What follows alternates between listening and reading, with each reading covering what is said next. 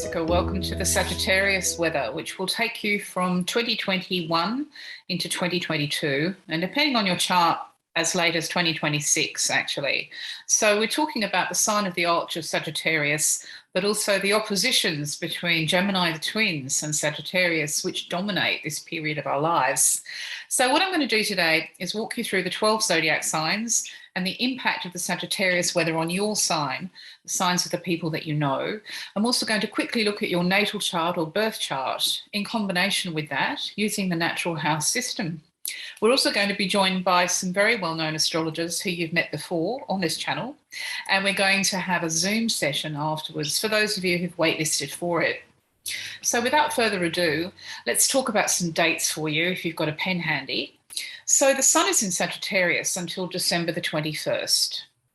That lights up Sagittarius, which rules travel, holidays, vacations. It rules border control, visas, immigration, passports. Traditionally, Sagittarius, the archer, is looking into the distance across the map. So this is about foreigners and foreign countries. It's about academia and universities. It's about the bigger global picture of knowledge, and it's also about the World Wide Web and publishing for obvious reasons. So right now, in December, we are well into Sagittarius weather. Along with the sun in Sagittarius, we have the full moon in Gemini right opposite on December the 19th. That is a full stop, like any full moon. It's pause for thought because things don't come together then.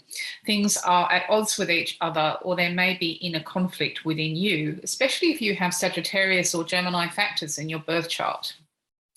The true south node of karma in Sagittarius opposite the true north node in Gemini, okay, until January the 18th, 2022, is the grand finale of the stuck karma that we've all been through with travel, with foreigners, with foreign countries over the last couple of years. It's so obvious, isn't it, if you look at the impact that the pandemic has had worldwide and the different relationships between the different countries of the world over climate emergency. But in your own personal life, in your micro world, that Gemini-Sagittarius opposition, which has been going on for such a long time, may have created inner debate that can't be resolved with you, or issues in the outside world that can't be resolved either, because an opposition is what it sounds like. It's things not agreeing, okay? But this period of karma, particularly for travel, ends on January the 18th, 2022. As if that wasn't enough, we also have Mars, the action planet, in Sagittarius, and that happens December 14 until January 24, 2022. Okay, so if you've got your pen handy, really, Aries, it's about the short journeys that you take. As much as Sagittarius is about the bigger global picture of travel, we have these oppositions happening now, but also next year between Gemini and Sagittarius, that are also showing up in your birth chart as well. So we're seeing a lot of action, including your ruler Mars in the third house of local travel, local transportation, commuting in 2022, at the same time that we have a tremendous amount of Gemini traffic going through opposite Sagittarius in December and January.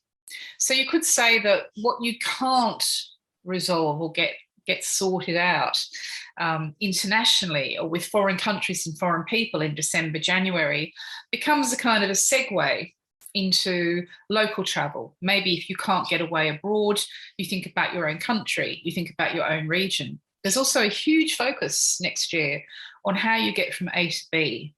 Might be an electric car, might be a yacht, might be a revolution in public transport around you. Maybe you're just going to walk everywhere. But the third house is very much about the local scene and the local community and how you get from A to B. The other thing to say about this third house of your chart, Aries, is that in both systems I use for you, it's showing up as the media and the internet. And all those kind of deadlock situations that you were in, particularly in 2021, will move when the lunar nodes change signs by January 19th. Okay, so let's move on to the sign of Taurus. Okay, so basically for you, this, excuse me while I fiddle with the computer, Taurus. Basically for you, this is about money. Tell me something I don't know. It's about your house or your apartment, your income, your business, your shares, if you have them, and so on. It's about the values that you hold dear. And you can be rich, poor, or middling on this cycle and still experience the same basic effects, which are that you're going to be experiencing right up until about January 19, the usual push me, pull you.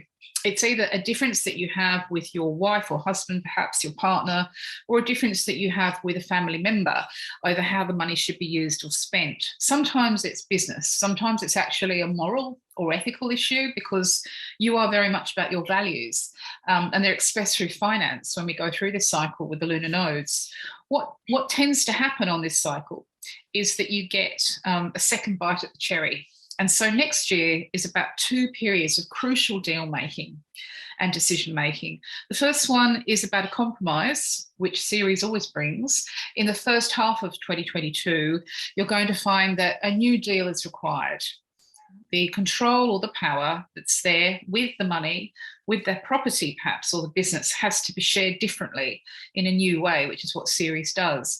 And then we get this incredible Mars retrograde in the cash zone of your horoscope in the second half of 2022 into 2023 that suggests to me quite a long drawn out process of backwards to and fro with what you might call your life budget. So not a bad idea next year to get some professional advice. Also, I think because you have the nodes of karma going through your finance sectors at the same time in your birth chart. So if you are thinking about getting somebody on hand to help you steer through next year, probably not a bad idea. Okay, moving along for Gemini, we have Sagittarius season for you, very much about you actually, because whenever we get the Sagittarius transits, we get them opposite Gemini, which is your reputation, your name, your brand, your profile, your personal appearance, how you look and present. And having been stuck for a very long time, you'll no longer be stuck after January the 19th because the nodes will move on. So any circuit that you've been stuck in, any loop with how you present or package or self-promote is over from that point. What you come around to next year is a new deal, a compromise with yourself or other people about how you're going to be packaged and promoted. That's in the first half of next year. In the second half of next year, we also have a very long transit of Mars through Gemini and your first house. That suggests to me that you're almost not in a makeover so much as a kind of a rebirth, repackaging and re-promoting and representing who you are. It's going to take quite a long time to do it. In your birth chart, if you have anything in Aries, you can double that message because you're going to experience this fantastic sequence of opportunities in the second half of 22 and or the first half of 23, which is about being reborn on a bigger and better and wider scale than you ever were before. So if you are one of those Gemini people who have Aries factors, Jupiter's conjunction to your natal Aries patterns is going to help you expand, and really explode in terms of your exterior self. Okay, let's do Cancer next. So these Sagittarius patterns that we've been talking about, and I gave you dates at the start, for you are really about the oppositions to Gemini. And Gemini rules your inner life. So your religion, your spirituality, your meditation, your therapy, your counseling, your self-help.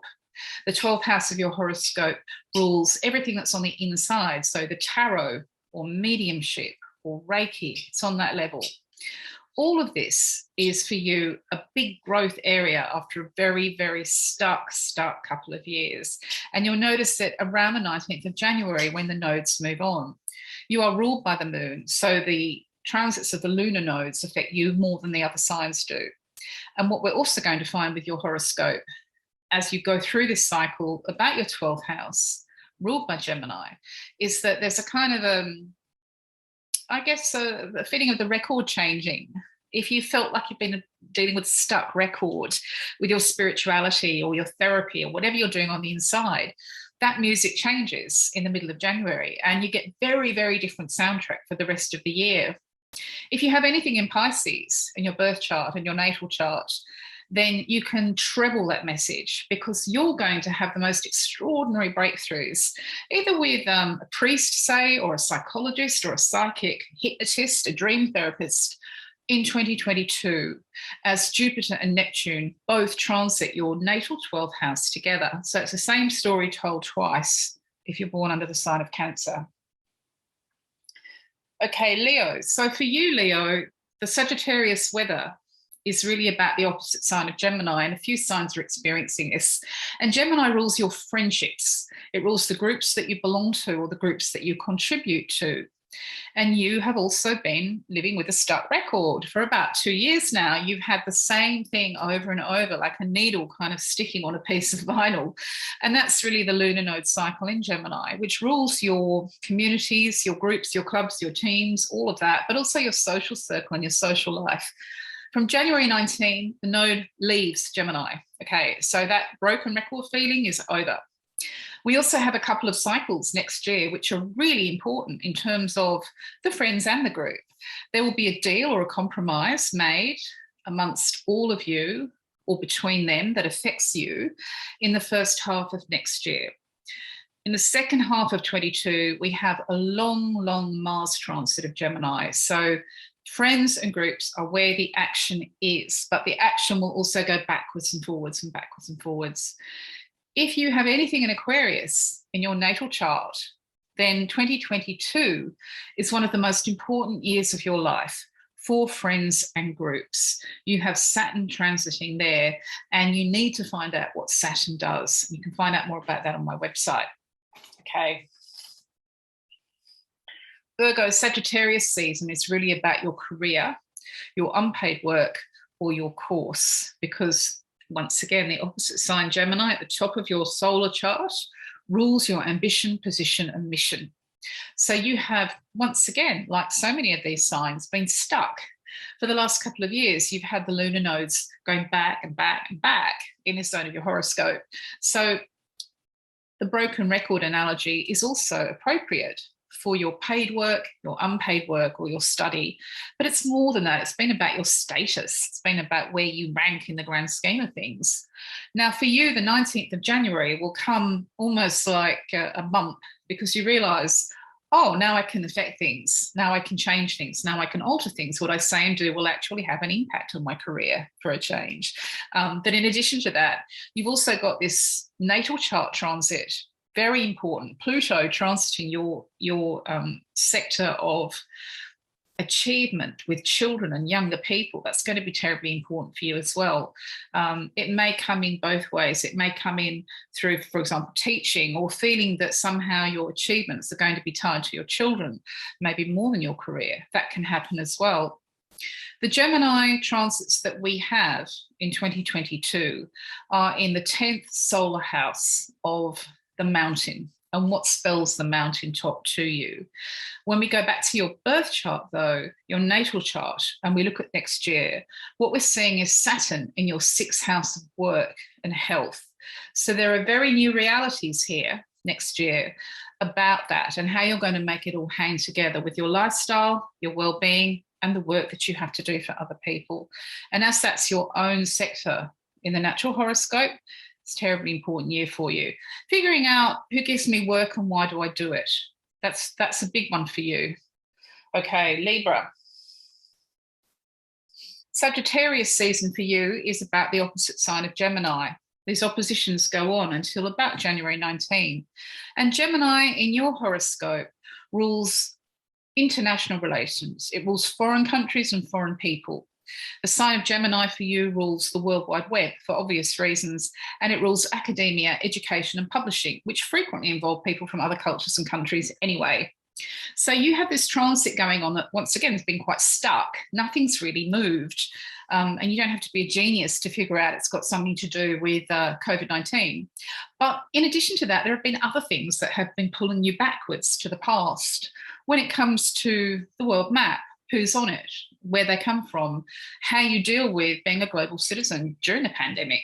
To say that somebody could make a magic wish or wave a magic wand and make it all change overnight is putting it a bit strongly. But the nodal transfer to different signs on the 19th of January is going to feel like a get out of jail free card, having been stuck on the Monopoly board for 2 years, going round and round and round. The other really important thing I think about your horoscope next year is that these Gemini Sagittarius factors in the 3rd house and the 9th house are picking up shorter journeys, local travel. If you can't get your head around, university or academia or college life, maybe you want to do a short course in your natal chart. And this is particularly important if you have anything in Gemini natally, you're going to see 2 periods next year, which are really important for rethinking holidays, perhaps, or getting from A to B, or how you see the map. And the first one involves a deal or a compromise in the first half of 2022. And the second one involves a very, very long drawn out process of green light, red light, green light, red light. But it will make a substantial difference to not only how you use the internet, but also how you get around and what you think travel should be. Scorpio. So here we have a classic transit for you. What you're going to experience financially can only happen in this particular way once in your adult life. And I think you already know about it. You're already quite well aware that it's going to be about the house or the apartment or the family or the household. But in addition to that, there's this feeling of needing something to change or something to give. That will happen around January 19 when the lunar nodes move back a sign. You're going to spend a couple of years dealing with karma from the past, your own and other people's karma. And although it's financial, and you could think back about 2 decades and see it, it's really on a spiritual soul level. So you couldn't actually put a price on it, but it still has to be paid. And it has to be paid to you by other people or perhaps by you if some scores need to be settled spiritually, where once the issue was financial. The reason that the house or the apartment is so important is that in your birth chart, you have Sirius Saturn going through that zone of your chart all through next year. So decisions are heavy and they're not made lightly at all.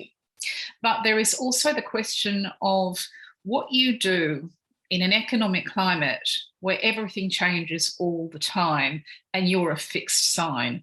That's going to take you more than a quick horoscope reading to figure out, but it will be the challenge of your life. And you could say that 2022 for you with money is a defining moment, and it will pretty much influence what happens to you for the next few years ahead, because Pluto is going to move into your sector of property, real estate, in 2023, but that's another story.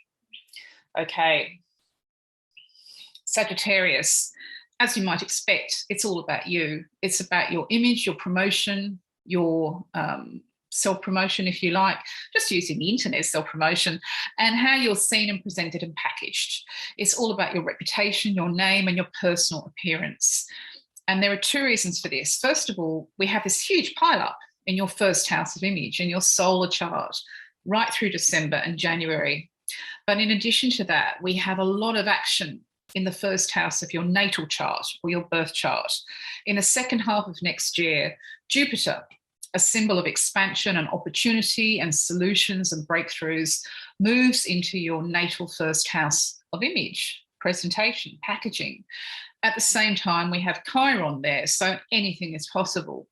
So it's almost a double whammy, Sagittarius. What you're going to find is that any situation which kept you stuck or spinning your wheels or constantly having to repeat things in terms of yourself and how you appear, that ends around January 19. And from that point on, particularly if you have anything in Aries in your natal chart, but even if you don't, the forthcoming transit of Jupiter, your ruler, through your first house of image in the second half of 2022 and the first half of 2023 is going to solve an awful lot for you, resolve a lot and open a lot of doors. It's not narcissism, it's not ego. You really have to be upfront and in people's faces to make the most of this cycle that's coming. Capricorn. What we have here is Sagittarius ruling the 12th house of your chart, which also rules therapy, counselling, the tarot. It rules dream interpretation. It rules psychics. It rules meditation. It rules spirituality, of course. It rules the inner world, dreaming, the chakra system, astral travel, the etheric body. It's all about the invisible world. And if you're scientific, it's about the quantum world. For most people, though, this is about your God or your idea of what the universe is, but it's also about the universe inside your head. And this 12th house transit of the node in particular has kept you spinning your wheels for a very long time, wondering when anything's going to change, you know, because no matter what you do and say, whether you're talking to a priest or you're talking to a therapist or you've got your tarot deck, nothing ever really shifts for you. Well, the change of sign of the nodes around January 19 is going to achieve that for you. And in addition to that, we also have this incredible transit in Pisces in your natal or birth chart. In the 12th house, same thing. So if you have anything in Pisces, then you're really going to feel it. It may be that you're turning the corner with your psychic ability or with a healer. Maybe you're involved with a Buddhist monastery, but it's on that level. Maybe you're seeing a psychiatrist. But you, if you do have Pisces factors in your chart, Capricorn, are really going to see a massive improvement in your life. Even if you don't, or you just don't know, take it from me, 2022, with Jupiter and Neptune conjunction in Pisces in April, is all about the inner self, and everything that you need will turn on that tap for you. Okay. Okay, so Aquarius, I've mentioned some dates at the beginning of this. For you, really, it's about friendship. And you are all about friendship. You are a friend to others. You supply the community with what it needs. You may never get immersed there. You may never actually become involved or merge too fully with the groups of friends and allies and people, but you are needed there and required there.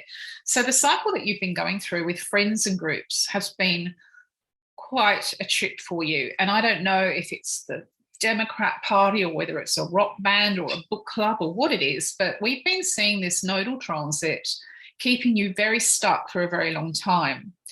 It ends around the 19th of January. Okay, so you're going into the new year suddenly amazed by the fact that what used to keep you stuck, as if you were walking up and down an escalator, suddenly push the button on the escalator and you're going up again. And the interesting thing about this for you is that you also have your natal chart resonating to the 11th house of friends and groups in 2022. You are an Aquarian anyway. Your sun is in the 11th house using the natural house system. And Saturn, which is all about heavy crossroads decisions, is coming through. So having been through a couple of years of spinning your wheels, it feels as if 2022 is the year that you make the big decision about the group and about the friends. It's not made lightly, but it will absolutely do what you would expect Saturn to do, which is to structure your life. Okay, Pisces. The 10th house of your chart, your solar chart, is where you achieve your highest ambitions. It's about your CV. It's about your resume. It's about academia for some of you. In other cases, it's unpaid work. It's your calling in life, not so much what you're paid to do. But in all cases, thanks to this nodal cycle that we've had in Gemini and Sagittarius, not much that you've tried to change about your life has actually had much impact. There's a reason for this. The nodes move backwards through the 12 signs. They don't move forwards. So you experience backward traction, almost as if you're walking against the wind, you know, like Marcel Marceau. You're trying to go forward, but you're being sucked backwards the whole time by this nodal cycle. That stops when the nodes move backwards and out of that zone of your horoscope around January 19th. And that's really important because I'm also watching your birth chart or your natal chart, and we have a lot of transits also in the 10th house of success and ambition and achievement, starting at Christmas time, more or less, as the sun moves into Capricorn and intensifying in January. So it feels as if the end of 2021 and the start of 2022 for you is finally the moment to unplug the dam, you know, because you've spent a long time spinning your wheels thinking about things. But what we're going to see from around January 19 is at last the chance to affect your own universe. If you have anything in Capricorn in your natal chart, then there will be demotions, mergers, promotions, appointments, departures galore in January next year. And you will be profoundly affected by that. And you're going to see maybe double the effect of what I've been talking about, that sense of that was then, this is now, at last I can move forward with my ambition. So that's a tour around the 12 signs. As I said at the beginning, if you have waitlisted, you can attend the Zoom and we'll go into more detail. And you can now discover more from some of the world's best astrologers. Sagittarius is the archer, the centaur, half man and half horse. Sagittarians aim for their dreams with their bow and arrows. They shoot their arrows far and high onto the distant horizon. They are the explorer on a quest. Sagittarius is a fire sign alongside Aries and Leo, and like Gemini and Virgo, is of the mutable mode. Mutable modes bind one season to another. They're at the end of each of the seasons of the year. And with the mutable modes, they are the zodiac signs who are very nomadic. They are the chameleons. They're very flexible and adaptable. So they're suited to lifestyles and careers that are different every day and have that variety that stops them from getting bored, like professions such as acting, traveling, education, publishing. These are all Sagittarian professions. And they make great judges, they make great lawyers, great publishers, novelists, and teachers, mentors, priests, shamans, yogis, explorers, politicians. So with Sagittarius, they disseminate knowledge, ideas, and connections. They infuse with their fire sign energy. They tend to infuse others with spirit through sharing ideas, through sharing light, truth, and visions. And they're always looking ahead into the distance. And they have a desire for broader perspectives. You know, they have this telescopic vision, and they like kind of reaching out. They like connecting with people from all over the world. Sagittarius's ruling planet is Jupiter, the king of the gods in mythology, the largest god in the heavens. And Jupiter is the planet which is the largest planet in the solar system. In fact, it's 2.5 times bigger than all of the other planets combined. So you can see where, you know, Jupiter becomes the king of the gods and the planet of great fortune. You know, it's the great benefic, it's the cosmic Santa, bringing all the goodies. It's the planet associated with faith, with luck, with abundance and expansion. So all of these are Sagittarian themes. You know, Jupiter is that planet that unites us socially and spiritually with others. Sagittarius is a social sign. Jupiter is a social planet. It's networks, it's connections, it's you know, through traveling, pilgrimages, having a faith, having a sense of meaning, through education, religion, philosophy, belief systems. These are all Sagittarian callings in life. And a Sagittarian can get quite restless and bored when they're not you know, exploring new things and encountering that which is outside of their comfort zone. So they don't like to get stuck. They tend to be quite light travelers. You know, they don't let the past. The typical Sagittarian doesn't let the past bog them down. They're very interested in the future. They're very much here going into the future. What's beyond that horizon, what's undiscovered, what's over the rainbow. So, you know, Sagittarius and travelling go hand in hand, but this doesn't necessarily mean travelling in a physical sense. I mean, of course, that's definitely a Sagittarian pursuit, travelling, but it can also be the mental sense of travelling, you know, learning, education. You find a lot of Sagittarians in higher education. They're teachers, they are professors, they're eternal students, and in a spiritual sense, you know, while some of them are drawn to religion, for others it's the philosophies in life, or it's having a new age practice. Whatever it is, it's just so important for a Sagittarian to have that sense of meaning, you know, to feel like life has a meaning, and you know, trying to make sense of life. And for Sagittarian, it's all about the journey rather than the destination.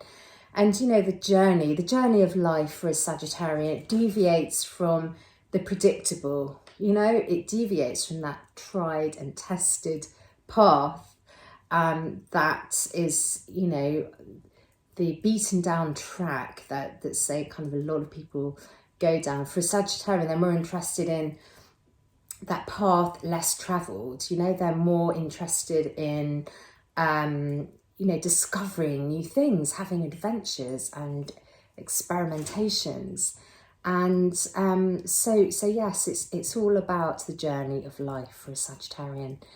And Sagittarians have this inner compass, which you could say is an intuitive compass for sensing what the best opportunities are in life and grabbing them. And you know, their motto is certainly seize the day. They say yes, yes, yes to lots of things in life. But it can be quite easy to bite off more than they can chew, being a Sagittarian, because their eyes can literally be bigger than their bellies.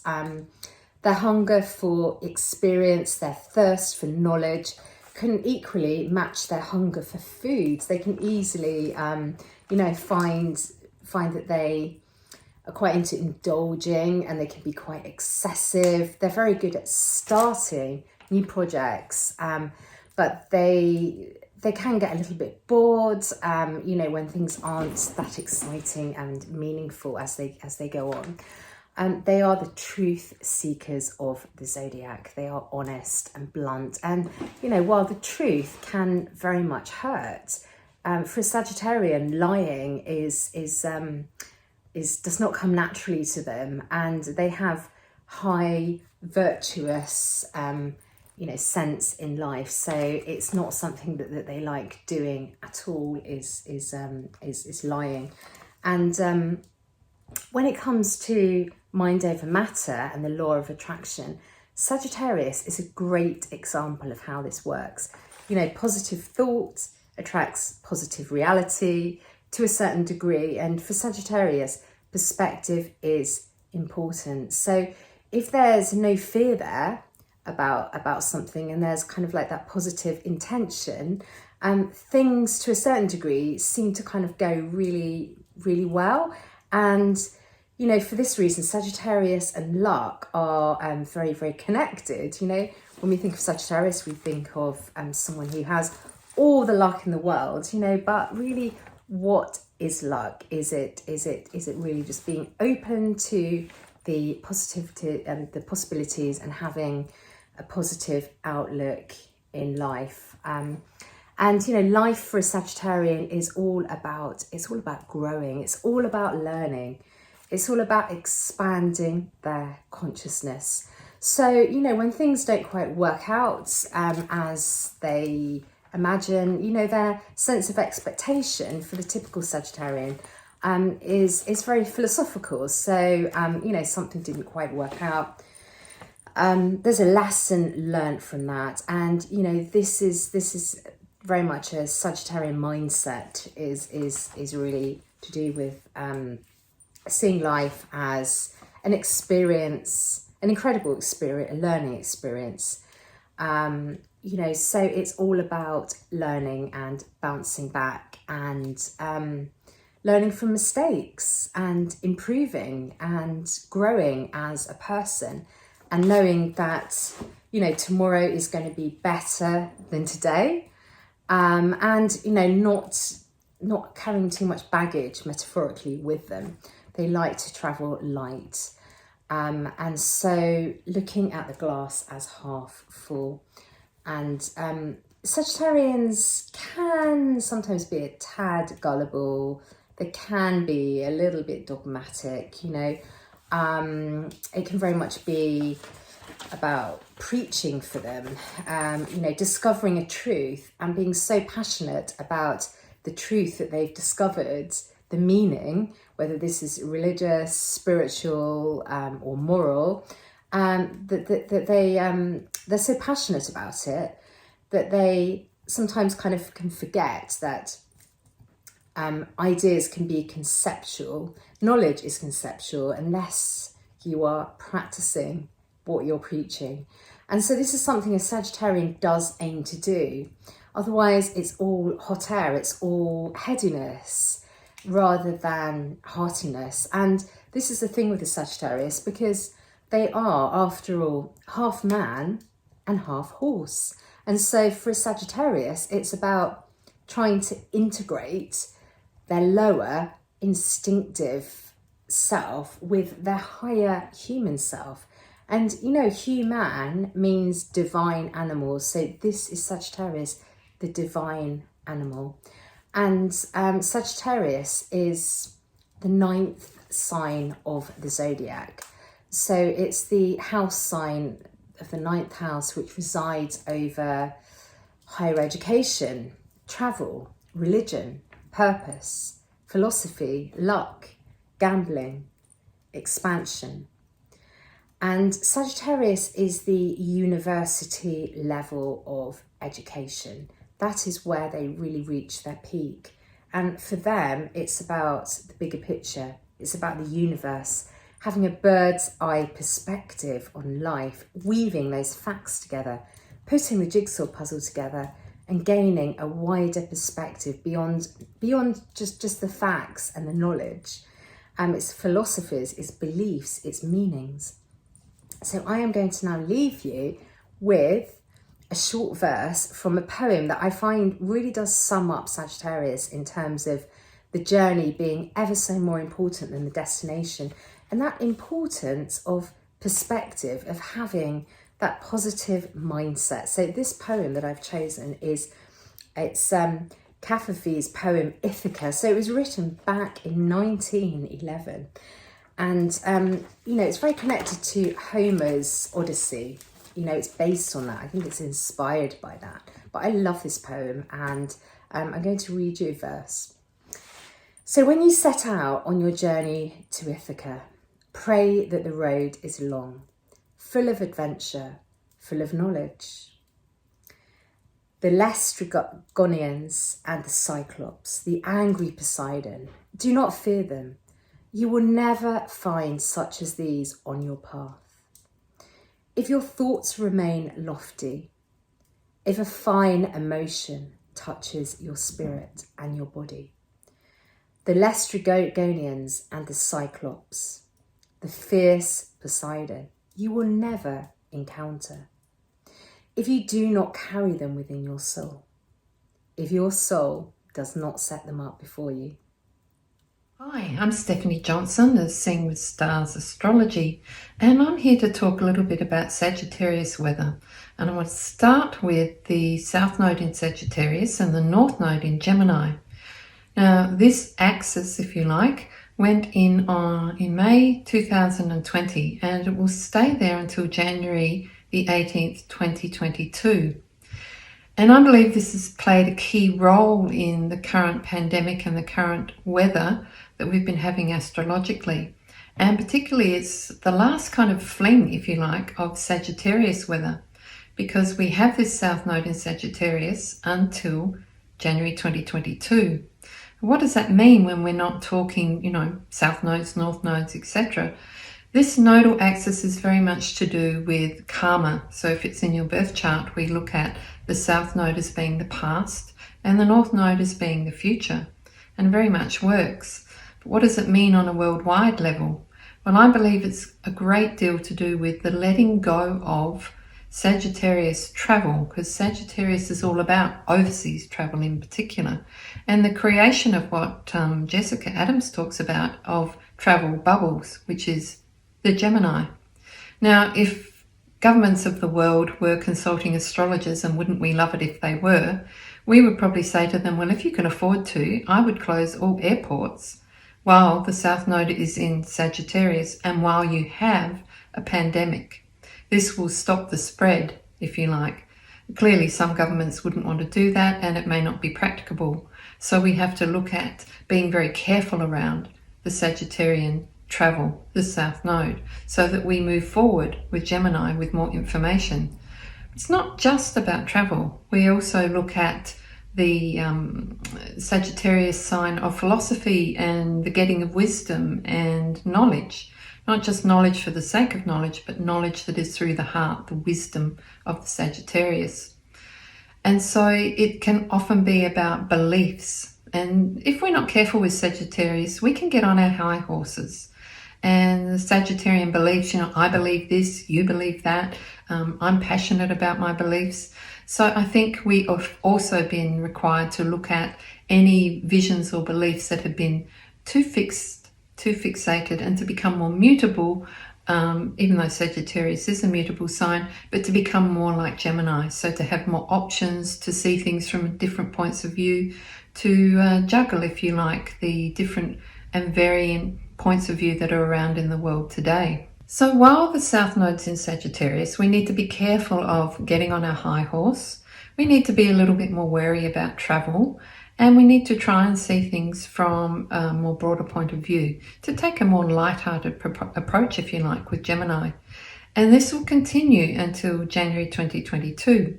So I think there'll be a change in world travel around that date. We may try to go back to the old system, or there may be, if companies are really clever, they will try and pivot and have more options available for travel in between countries. Also, I think we need to look at this eclipse that we've just had at the beginning of December, because that is the last eclipse of the Sagittarius Gemini axis. And so this is emphasizing to me this real need to let go. And what does this let go mean? I believe it means that we can't go back to where we were before the pandemic. We can't go back to normal, which many of us are still trying to do.